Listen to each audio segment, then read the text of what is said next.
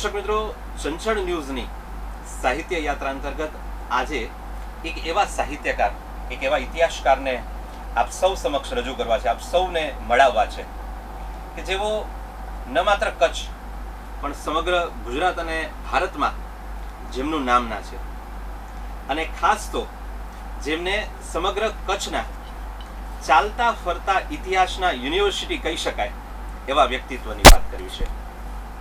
અને કચ્છ યુનિવર્સિટીએ જેમને માનદ ડોક્ટરેટની ઉપાધિ આપી, પદવી આપી, એવા વ્યક્તિત્વની વાત આપ સૌ સમક્ષ કરવી છે. જી શ્રોતા મિત્રો, આપ એકદમ સાચું સમજ્યા છો.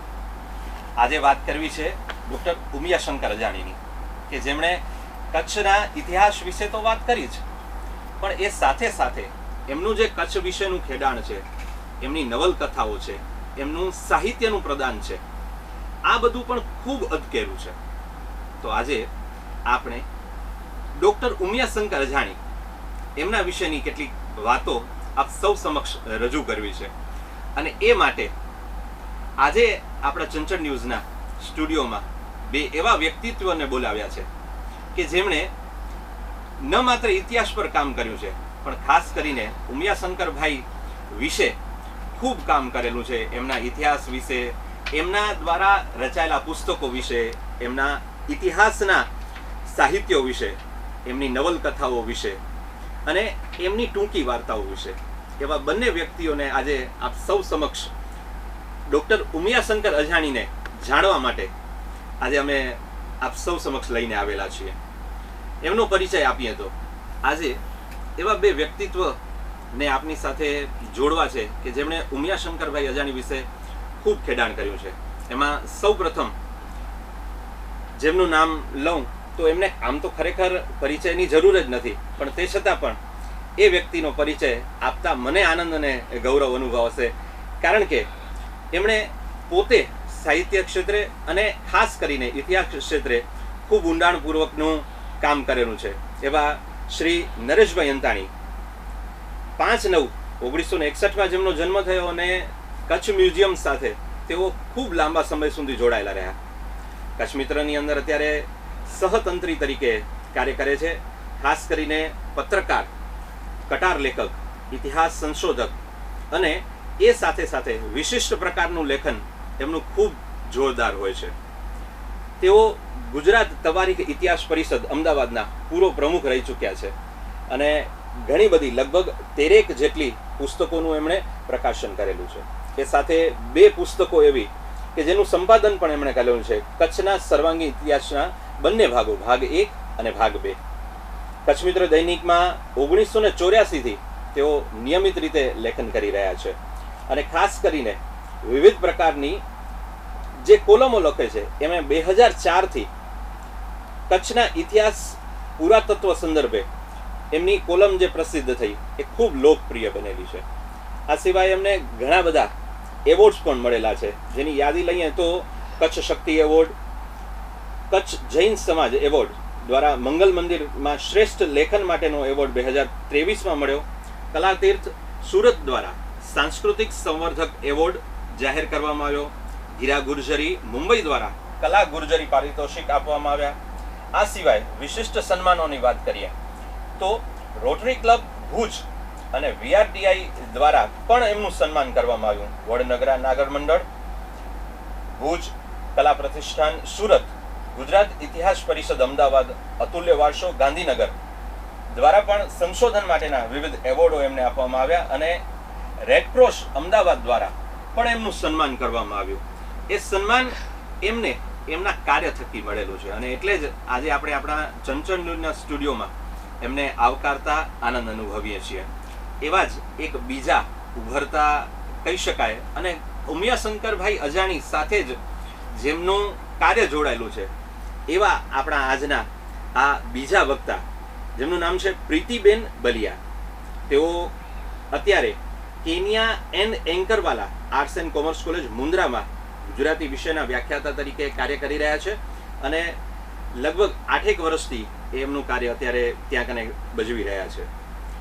ઉમિયાશંકરભાઈ અજાણીની નવલકથાઓનો એક અભ્યાસ આ વિષય પર એમણે MPhil કરેલું છે અને અત્યારે તેઓ કચ્છ યુનિવર્સિટીમાંથી ઉમિયાશંકર અજાણીના સાહિત્યમાં ઇતિહાસનું આલેખન આ વિષય પર અત્યારે એવો પીએચડી કરી રહ્યા છે. આપ બંને વક્તાઓનું ચંચળ ન્યૂઝના સ્ટુડિયોમાં સ્વાગત છે. નમસ્કાર.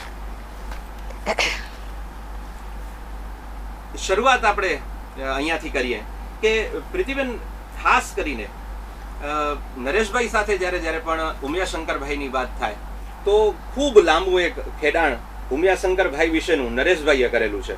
અને એટલે જ આજે જ્યારે આપણે વાત કરી રહ્યા છીએ તો એમાં સૌ પ્રથમ નરેશભાઈ, જે રીતના ઇતિહાસકાર તરીકે ઉમિયાશંકરભાઈ અજાણીને આપણે આલેખી શકીએ, એમાં સાહિત્યકાર તરીકે ઉમિયાશંકરભાઈ અજાણી એમને કઈ રીતે જુદા કરી શકાય, એક ઇતિહાસકાર તરીકે અને સાહિત્યકાર તરીકે? બરાબર, એ જરા જણાવશો. સરસ પ્રશ્ન છે.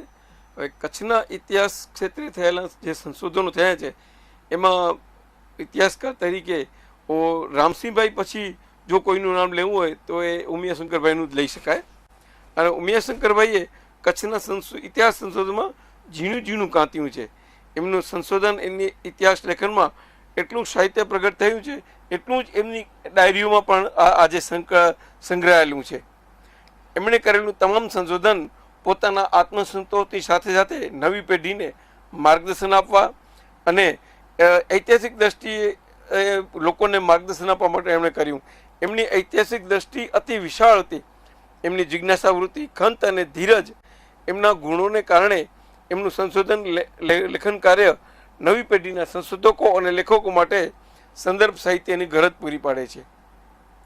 ઉમિયાશંકરભાઈ સાહિત્યકાર અને ઇતિહાસકાર બંને હોવા છતાં એમના બંને સાહિત્યમાં સ્પષ્ટ ભેદ પાડી શકાય છે.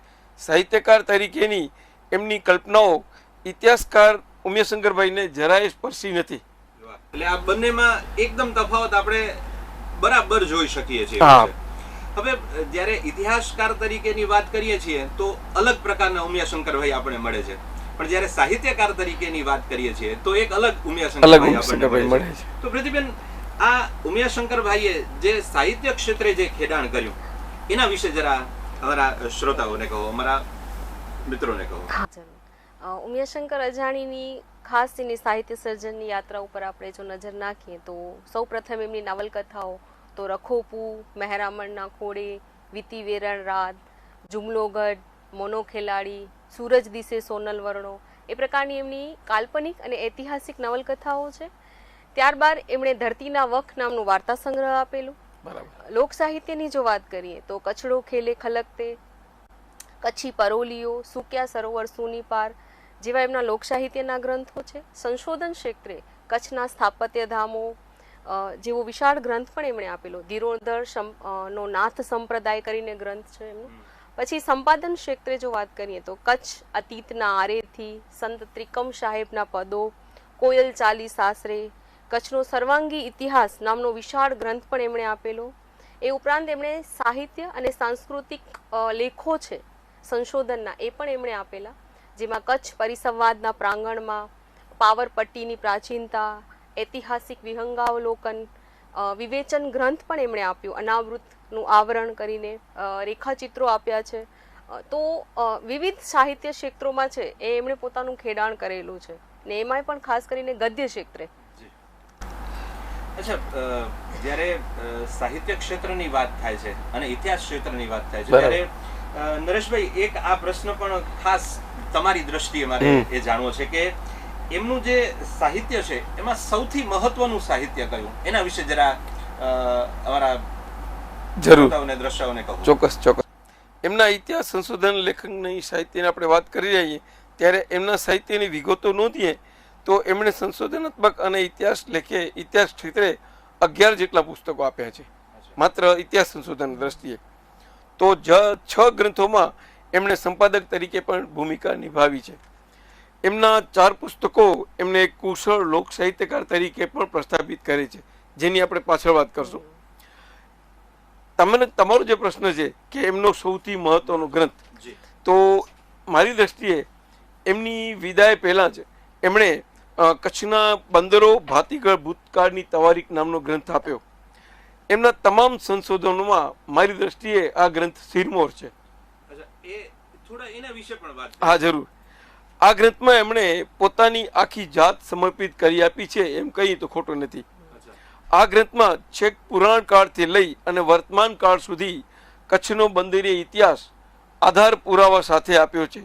તો કચ્છના તમામ બંદરોનો પરિચય, તેનો ઇતિહાસ, તેના વ્યાપારની આવક જાવકની વિગતો સહિતની આંકડાકીય માહિતીઓ, કચ્છી વહાણની બનાવટો, કચ્છના વહાણોની ઓળખ સાથેની તેની માહિતી, વિશ્વની દરિયાઈ સીમામાં કચ્છના બંદરોની અગત્યતાની વાત કરવાની સાથે કચ્છી સાહસ કથાઓ, કચ્છના ઇતિહાસમાં જાણીતી જે વીજળીની જળ સમાધિની વાત છે, એવો જ એક વિટા સ્ટીમરમાં અકસ્માત પણ એમણે આ ગ્રંથમાં નોંધ્યો છે, જે કદાચ અત્યાર સુધી કોઈ પણ જાણતું નથી. મારી દ્રષ્ટિએ મને પણ એમના આ ગ્રંથથી આ વાત જાણવા મળી કે જે રીતે વીજળીની જળ સમાધિનો આપણા લોક સાહિત્યમાં, આપણા ઇતિહાસમાં જાણીતી વાત છે, એવો જ વિટા સ્ટીમરનો પણ અકસ્માત કચ્છના ઇતિહાસમાં નોંધાયો છે. આવી અનેક અજાણી ઘટનાઓ આ પુસ્તકોમાં એમણે આપી છે. આ વિગતોથી કચ્છના વણાવટા માટે આ ગ્રંથને વિશ્વકોશ સમાન આપણે માની શકીએ એટલી દળદાર વિગતો એમણે આધાર પુરાવા સાથે અને સચિત્ર આપી છે. જ્યાં જ્યાં શક્ય છે ત્યાં એમના ચિત્રો પણ આપ્યા છે. એક વસ્તુ મેં એમના જેટલા પણ ગ્રંથો છે એમાં આ એક વસ્તુ ખાસ આપણે બધાએ પણ કદાચ જેમણે વાંચેલું છે એમને ધ્યાનમાં આવશે કે સચિત્ર હોય છે અને પૂરેપૂરા આધાર પુરાવા સાથે હોય છે. એટલે આ એક વિશેષતા હોય છે. હવે એ જ રીતે વાત કરીએ તો પ્રીતિબેન, એક ઇતિહાસકારી તરીકે આપણે જ્યારે ઉમિયાશંકરભાઈ અજાણીને જાણીએ છીએ ત્યારે એક નવલકથાકાર તરીકે પણ એમણે ખૂબ મોટું કામ કરેલું છે. તો એમની નવલકથાઓ વિશેની જરા માહિતી આપશો. જી જરૂર.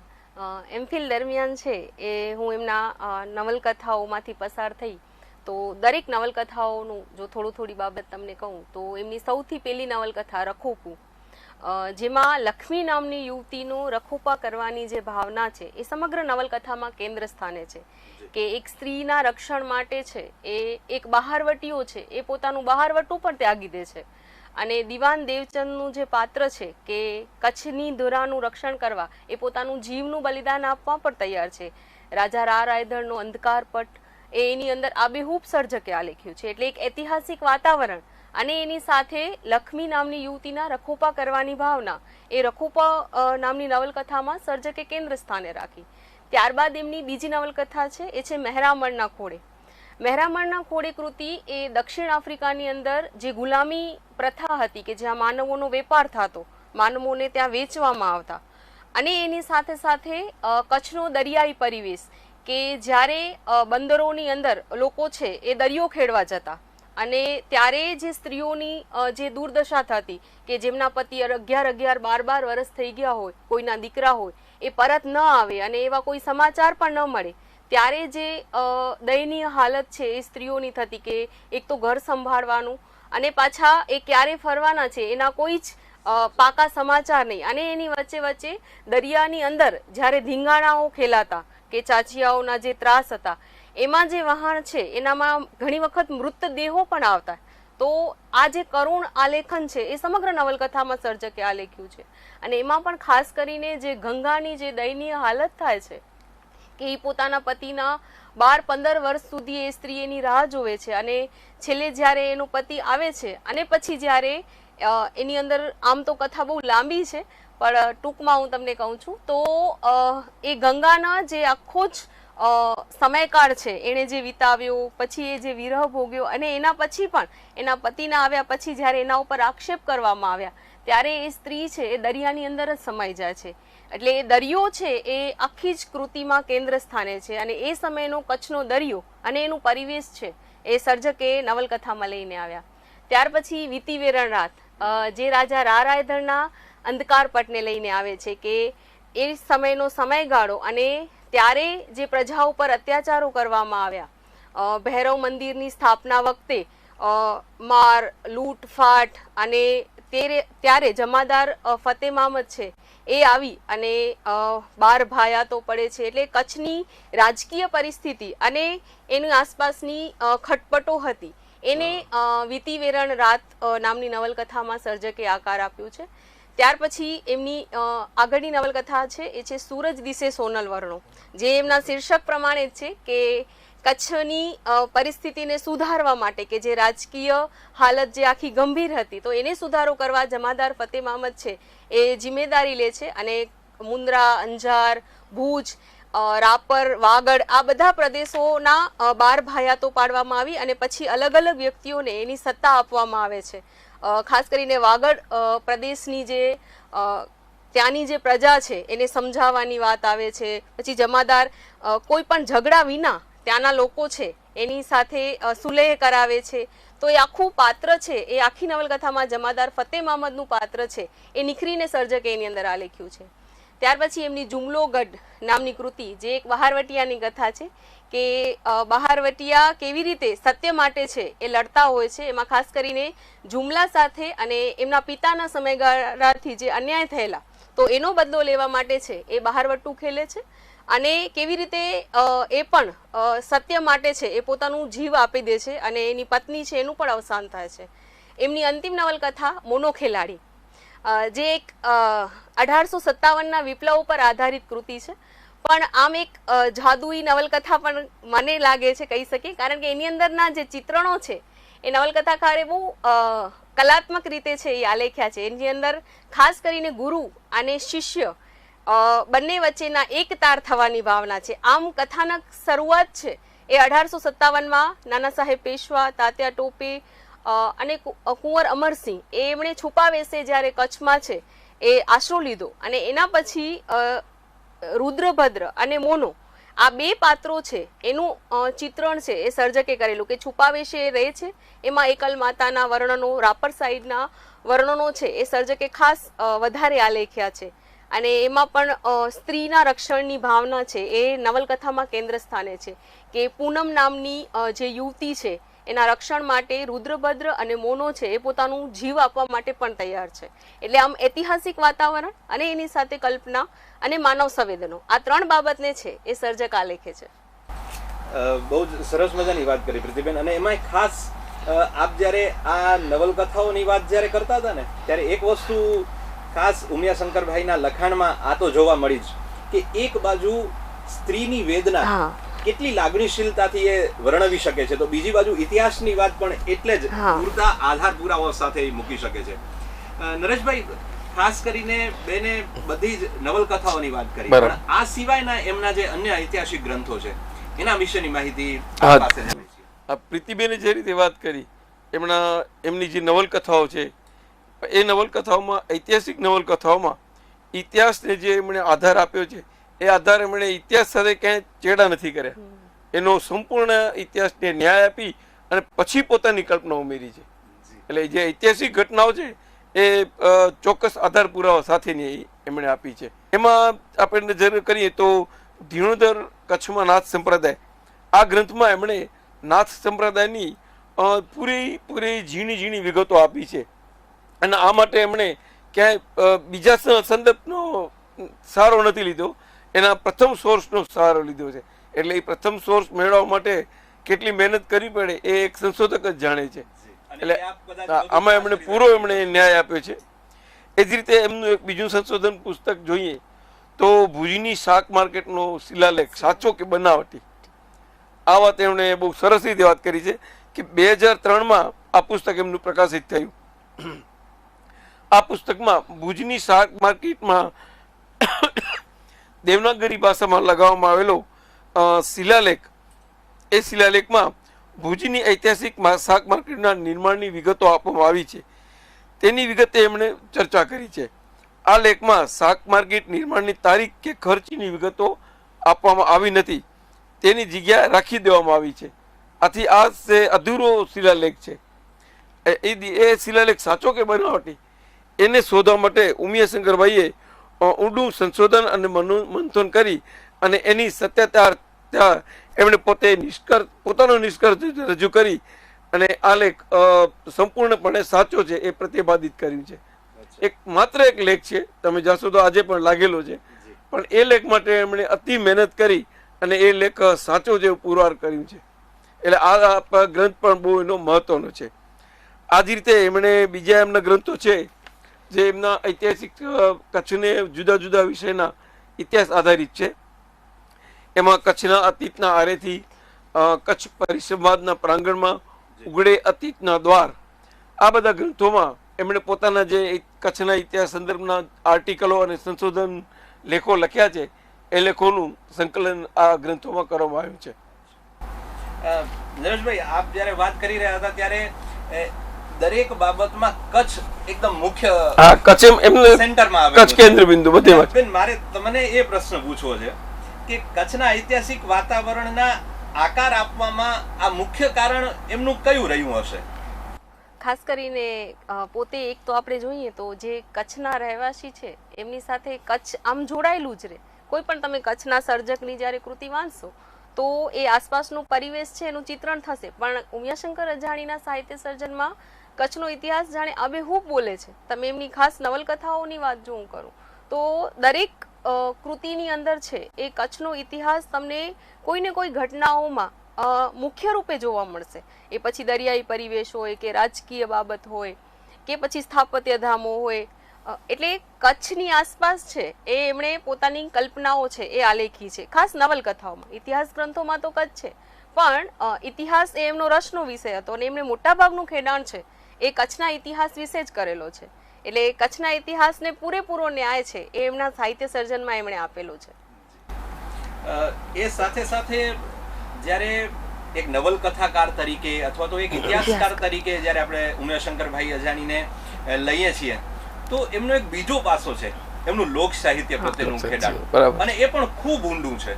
નરેશભાઈ, આપની પાસેથી એ લોક સાહિત્યનું એમનું જે ખેડાણ છે એમના વિશે જાણવા ઈચ્છીએ. ચોક્કસ. ઉમિયાશંકરભાઈ સાહિત્યકાર, ઇતિહાસકાર તો હતા, સાથે સાથે લોક સાહિત્યકાર પણ હતા.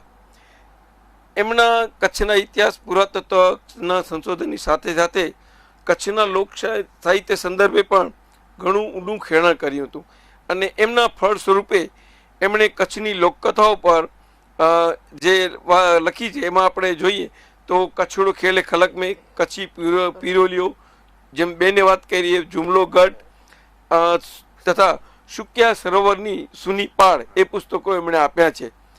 જેમાં કચ્છની લોકકથાઓ અને કચ્છની લોક પીરોલીઓની એમણે વિગતે નોંધ કરી છે. આ રીતે ઉમેશશંકરભાઈને લોક સાહિત્યકાર તરીકે પણ આપણે પ્રસ્થાપિત કરી શકીએ છીએ. આ એક એમનું વધારાનું પાસું છે. એટલે માત્ર નવલકથાકાર તરીકે નહીં, માત્ર લોક સાહિત્યકાર તરીકે નહીં, માત્ર ઇતિહાસકાર તરીકે નહીં, પણ એક સમગ્ર કચ્છ તરીકે આપણે ઉમિયાશંકરભાઈને લઈએ, અથવા તો મેં જેમ શરૂઆતમાં કીધું ને કે કચ્છ વિશેની યુનિવર્સિટી એ ઉમિયાશંકરભાઈ અજાણીને આપણે ચોક્કસથી કહી શકીએ છીએ. પણ એ સાથે સાથે બેન જ્યારે એમની નવલકથાઓની વાત કરી રહ્યા હતા ને ત્યારે મારા મગજમાં એમણે જેવું એક નામ લીધું અને તરત મારી ઉંમરના જેટલા પણ છે અથવા તો મારાથી મોટી ઉંમરના જે લોકો છે એમને આ શબ્દ મોનો ખેલાડી એ એકદમથી તરત યાદ આવ્યો. મોનો ખેલાડી તો જી, હું પણ નાનો હતો ને ત્યારે મને એકદમ યાદ છે કે મારા ફાધર એમણે મને આ મોનો ખેલાડીની વાત કરતા. એટલે ખરેખર આ મોનો ખેલાડી સાચું પાત્ર કે ઇતિહાસનું પાત્ર કે નવલકથાનું પાત્ર, એટલે આ મોનો ખેલાડી વિશેની વાત બેન જરા આપ વિસ્તારથી કરો. જી જી. મોનો ખેલાડી કૃતિ આગળ જેમ એમ કીધું કે શરૂઆત છે એ નવલકથાની સર્જકે 1857ના વિપ્લવથી કરેલી, કે કુંવર અમરસિંહ, તાત્યા ટોપે અહીંયા કચ્છના પડાવ નાખે છે, છુપાવે છે. અને ત્યાર પછી એમની સાથે એક ચોથો સાથી પણ હતો જે રુદ્રભદ્રના નામે સર્જકે આ લખ્યું છે કે આ 4 મહારથીઓ કચ્છમાં આવી અને આશ્રય લે છે, જેમાં ખાસ કરીને અલગ અલગ પ્રદેશોની અંદર જેમ કે વિથોઈ, રાપર સાઈડના વિસ્તાર, ભીમાસર અને અંજારનું મઠ, ત્યાં ત્રણેય જરા રહ્યા, તાત્યા ટોપે, કુંવર અમરસિંહ. પણ આ ચોથો જે એમનો સાથી હોય છે રુદ્રભદ્ર, એ આવી અને એકલ માતાનું જે મંદિર છે ત્યાં આવે છે, અને આખું જ ત્યાંનું જે વાતાવરણ છે એનું આલેખન સર્જકે બહુ જ સુંદર રીતે કરેલું છે. ત્યાં આવે છે અને ત્યાં એક પ્રથા હતી એ ગામની અંદર, એ છે બલિ ચડાવવાની. તો એ નો જે વિરોધ નથી કરતો રુદ્રભદ્ર છે, એને આ વસ્તુ નથી ગમતી, પણ એમણે પ્રજાને ત્યારે કોઈ રોકી નહીં કે કોઈ પ્રકારના જબરદસ્તી રીતે નહીં, પણ સામેથી છે એ જ્યારે ઘટના બને છે, બલિ ચડાવવાની વાત થાય છે, ત્યારે ઓચિંતાનું એવું થાય છે કે જે બલિ ચડાવવા માટેનું જે પાડો છે એ ગાયબ થઈ જાય છે. અને એક જાદુઈ વાતાવરણનું નિર્માણ છે એ સર્જક કરે છે. ત્યાર પછી પ્રજા છે એને થોડોક આક્રોશ થાય છે એ રુદ્રભદ્રની સામે, અને પછી એના પ્રજાના જે હથિયારો હતા એ પણ હવાની અંદર છે એ તરતા થઈ ગયા. અને આ જ પ્રજાની વચ્ચે મોનો છે એ પણ હોય છે કે જે કસ્તુરચંદ વાણિયાનો દીકરો હોય છે, અને અલમસ્ત પાત્ર છે મોનાનું. અને એ છે એ રુદ્રભદ્રના ધીમે ધીમે પ્રભાવમાં આવતો થઈ જાય છે એકલ માતાના મંદિરે આવવાનો. પછી કસ્તુરચંદ વાણિયો છે એમની દીકરીની સમસ્યા છે એ લઈને આવે છે રુદ્રભદ્ર પાસે કે એમની દીકરી પૂનમ છે એને કોઈક તાંત્રિકે મેલી વિદ્યામાં બાંધી લીધું છે, તો એને છોડાવવા માટે પછી ત્યાંથી નવલકથાની મુખ્ય શરૂઆત થાય છે કે કેવી રીતે રુદ્રભદ્ર અને એનો આ શિષ્ય મોનો છે એ ધીમે ધીમે એના પ્રભાવમાં આવતો ગયો એટલે એને ગુરુ માની લે છે. અને પછી મોનાનું અને રુદ્રભદ્રનું એક નાતો બંધાઈ જાય છે. રુદ્રભદ્ર છે એ મોના ઉપર વિશ્વાસ મૂકે છે, અને પૂનમને જ્યારે લાવવામાં આવ્યા કે એના ઉપર જે તાંત્રિક પ્રહારોને થતા, તો એના પિતા છે એ ત્યાં એમને મૂકી જાય છે. એક ભયંકર રાત્રિનું નિર્માણ છે એ સર્જકે નવલકથામાં કરેલું કે જ્યારે પૂનમ ચીકતી, રાડો પાડતી કે એમના ઉપર જ્યારે વિદ્યાઓના જે મારાઓને ચાલતા, ત્યારે મોનો પણ પોતાના ગુરુની જેમ એને પૂનમની રખેવાળી માટે છે એ જીવ દેવા માટે તૈયાર થઈ જાય છે. ત્યારે રુદ્રભદ્ર પોતે બહાર રહે છે અને એ વિદ્યાઓનો સામનો કરે છે અને પૂનમને છે એ બચાવે છે. છેલ્લે એવું થાય છે અંતે કે મોનો, રુદ્રભદ્ર એ બધા ઉપર છે એ આ તાંત્રિક વિદ્યાઓના અને મારા ચાલે છે, અને અંતિમ સમયે આ ત્રણેય વિજય થાય છે. પૂનમને પણ એ લોકો બચાવે છે અને મોનાનું જીવ પણ જોખમમાંથી રુદ્રભદ્ર બતાવે છે, અને પૂનમના છેલ્લે એ લોકો લગ્ન પણ કરાવે છે. પણ છેલ્લે જ્યારે વાત થાય છે કે રુદ્રભદ્ર છે એણે જીવતે સમાધિ લીધી. અહીંયા મોનો ને ઘરે મોકલી દેવામાં આવે છે, રુદ્રભદ્ર એને ઘરે મોકલે છે, પણ ગુરુ વિના શિષ્યની જોડી છે એ ક્યારે પણ પૂરી થતી નથી. અને છેલ્લે મોનાને તાર આવે છે કે આપણે અલખના અખાડે જવાનું છે, ત્યારે મોનો કોઈ પણ પ્રકારનો વિચાર કર્યા વિના છે એ પોતાના ગુરુ પાસે પહોંચી જાય છે. અને આ ગુરુ શિષ્યની જે વાત છે એ સમગ્ર નવલકથામાં મુખ્ય છે. એટલે મોનો ખેલાડી એટલે આ મોના નામનું જે પાત્ર અને એનો ગુરુ એટલે કે રુદ્રભદ્ર એ નવલકથામાં કેન્દ્ર સ્થાને છે. અને આપ જ્યારે આ નવલકથાની વાત કરી રહ્યા હતા એટલે ફરી પાછા અમે એ પુસ્તકમાં જાણે સરી પડ્યા હોઈએ, અને એ મોનો ખેલાડી રુદ્રભદ્ર એની આસપાસ અમે પણ હોઈએ એક પાત્ર તરીકે, એવું આખું દ્રશ્ય ખડું થયું છે.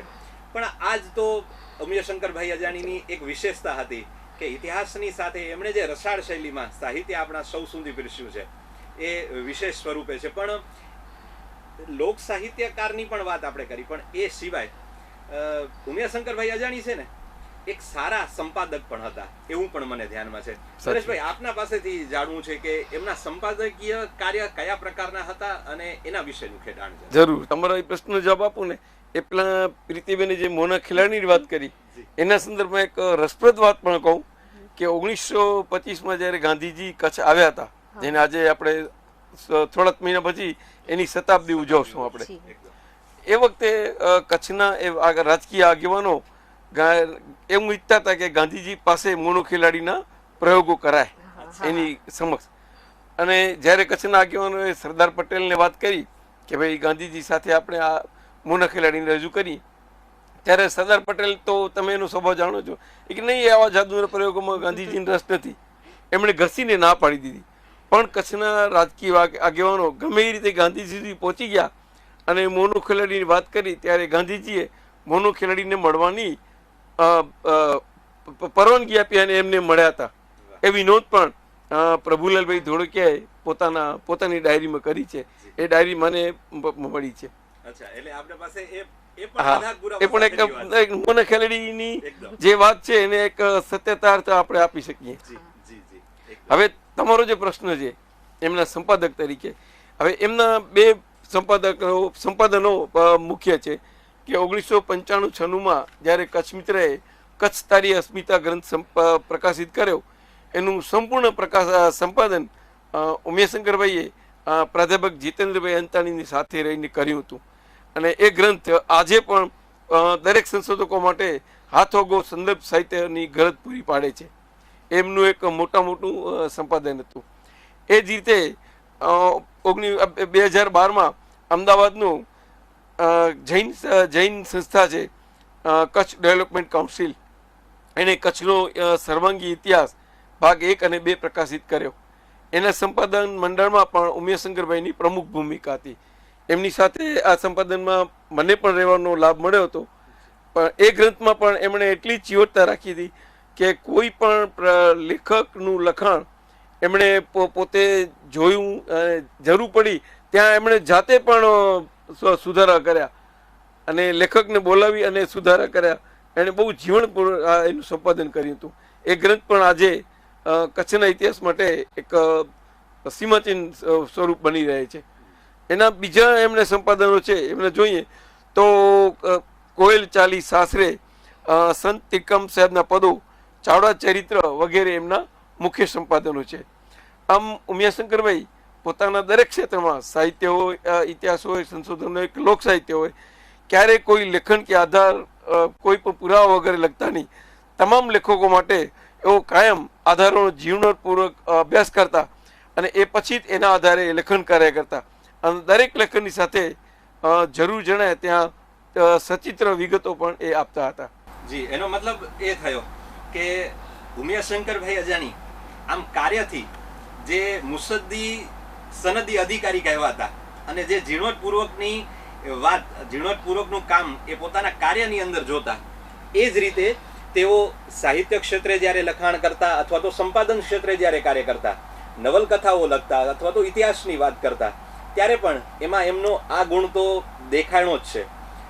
ઉમિયાશંકરભાઈ વિશેની આ બધી જ વાતો આજે આપણે પ્રીતિબેન અને નરેશભાઈ પાસેથી સાંભળી છે. આ સમગ્ર એપિસોડ આપને કેવો લાગ્યો કે અમને ચોક્કસથી જણાવજો અને આ જ રીતે સાહિત્ય યાત્રાની અંદર ફરી પાછા મળવાનું જ્યારે થશે ત્યારે કોઈ નવા સાહિત્ય ક્ષેત્રે ખેડાણ કરેલા વ્યક્તિ અને એના વ્યક્તિત્વ વિશેની વાત કરશું. આજના આ કાર્યક્રમમાં અમને રજા આપશો. નમસ્કાર.